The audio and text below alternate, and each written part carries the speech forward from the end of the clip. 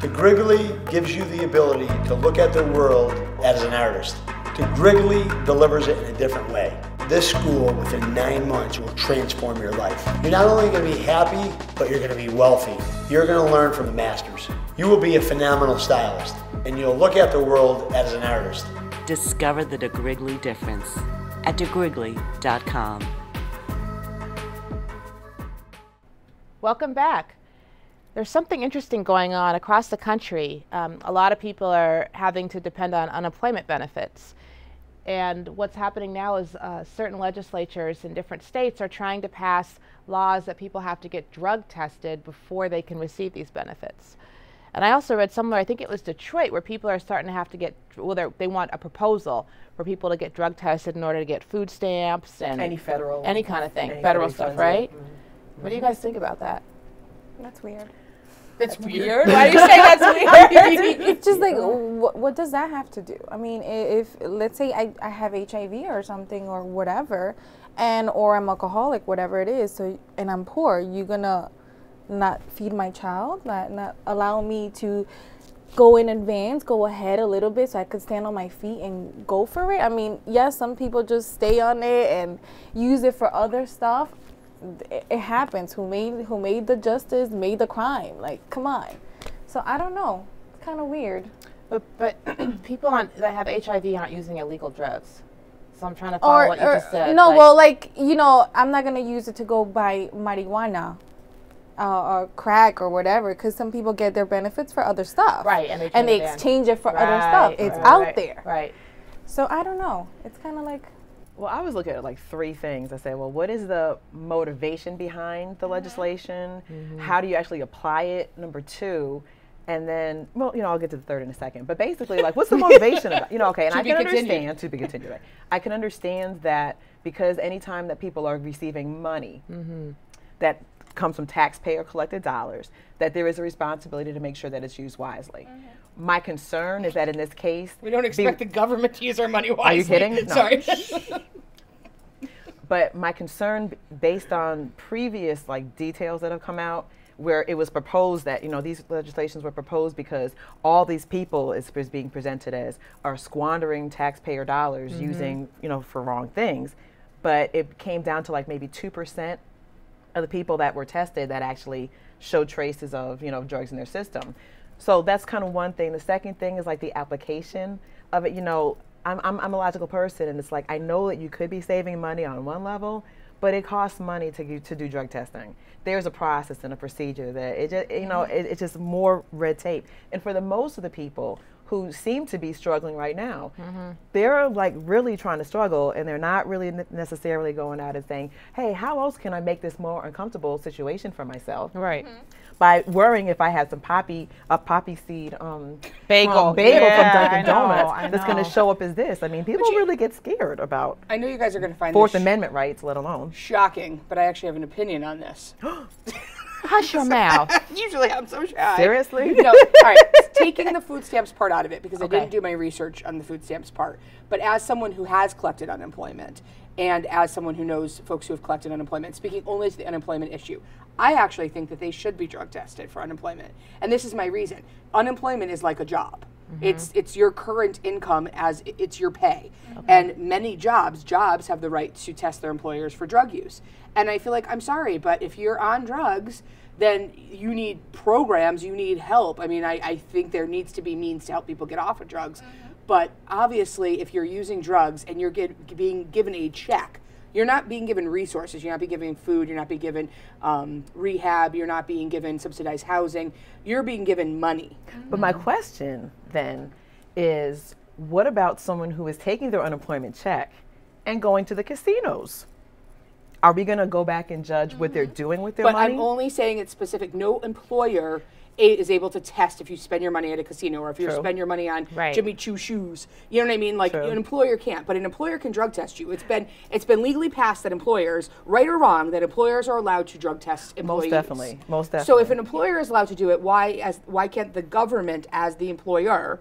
I mean, right now they're your employer. Well, aren't there those stipulations that if you cannot collect unemployment? We can double check on this one, but I believe that if you cannot collect unemployment, or there are hindrances for you collecting unemployment if you lost your job, because of drug related.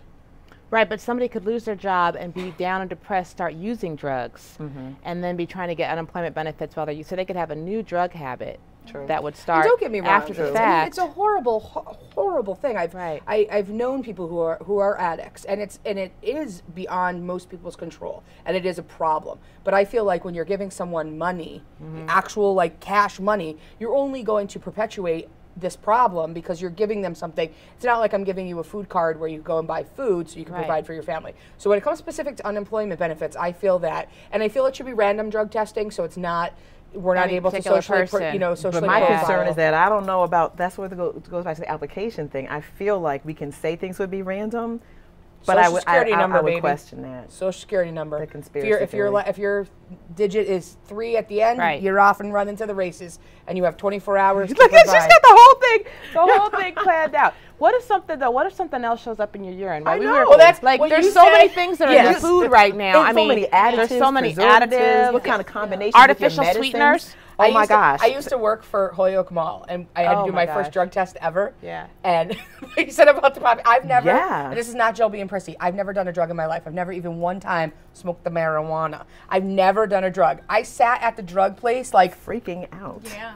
I couldn't. I got in a little, have you ever been? You get in a little room. There's no faucet or anything, so you can't even tempt your bladder to wake up. Right. And I'm sitting there and I'm like, come on, you go all day long. Like I couldn't go to the bathroom. I was so scared.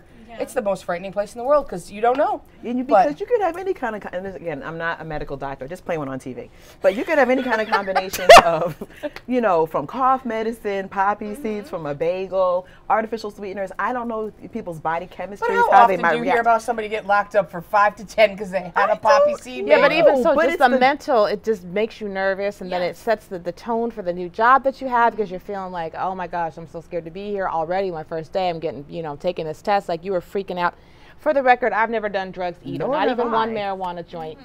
Jill. Really? No, me either. Really? That's a whole other conversation. Really but anyway, no, I'm saying I think that's awesome because people think I'm crazy. They look at me and they're like, "We just love really, life." liar." That's a good topic though, because those of us that are crazy, we don't need to do drugs. We already do drugs. Give me music. I used to tell people that all the time. Yeah, you don't drink? No, I don't need to drink. No. Look at me. Do I really need to be going around drinking alcohol? I know. People always say to me, I was like, if I do a drug, I am going to hurt somebody because I'm going to be like, I'm already here. Do you really want me here? Hello. So we are good examples, kids, for why you should not use drugs. You don't have to do drugs. You are crazy enough yourself. Yeah, live off life. You have it within you, right? No, you have it within you, because a lot of kids turn to that kind of stuff because they're feeling empty inside or lonely inside or their self-esteem is low, and it's peer pressure. but we all have it inside of us. We didn't give in to the peer pressure. Hey, can I tell you something for real? Though? I used to, in high school, I'm a dancer, so the parties and everything, I would go to dance. And so after a while, my friends started drinking, and it was like, but they get all hyper and all hype, and I'm still hype because I'm dancing. And then they kind of hit that alcohol's a depressant, drop it down. And I'm like, get up, let's dance. They're like, no, we're chill. And I'm like, no, I don't want that because throw the sign up again. Come on, DJs, acting up the CDs and records and stuff. So I'm good. Yeah, and that was the same thing with me in high school as well. Yeah. We used out there in Puerto Rico. They always do these oh my God, I just parties, dances, but in the basketball court. That's where they do all the parties and all that stuff. Like they do some of those high schools here. Yeah, something like that.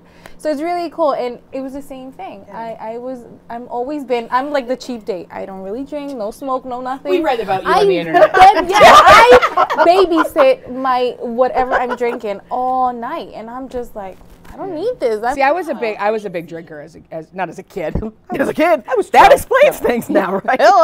No, I mean, as a teen, I did my fair share of drinking, but drugs scared me. Yes, the whole psychedelic thing, brain chemistry. Something about.